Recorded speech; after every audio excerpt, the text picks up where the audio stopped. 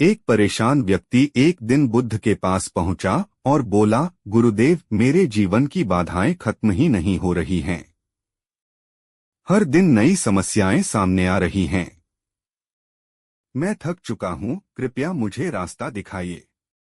बुद्ध, जो हमेशा शांत और स्थिर रहते थे, उस व्यक्ति को अपने साथ ले गए और नदी के किनारे पर खड़े हो गए।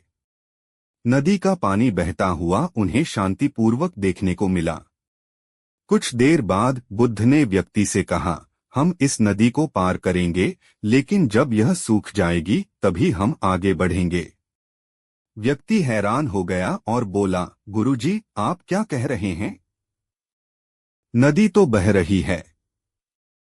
हमें इसे इसी समय पार करना चाहिए। क्या आप इसे सूखने का इंतजार करेंगे?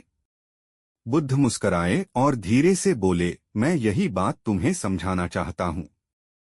जीवन में भी समस्याएं हमेशा बनी रहती हैं। यह नदी की तरह है। जब तक नदी बह रही है तब तक उसे पार करना मुश्किल होगा, लेकिन यदि हम रुकते नहीं हैं और लगातार आगे बढ़ते रहते हैं तो हमें रास्ते मिलते जाते हैं।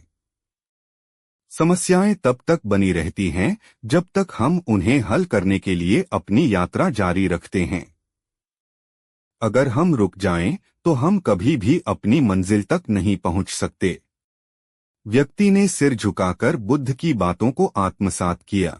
उसकी समझ में आया कि जीवन में परेशानियां आना स्वाभाविक है, लेकिन यदि वह उन परेशानियों से डरकर रुक जाएगा तो कभी भी अपनी मंजिल तक नहीं पहुंच पाएगा।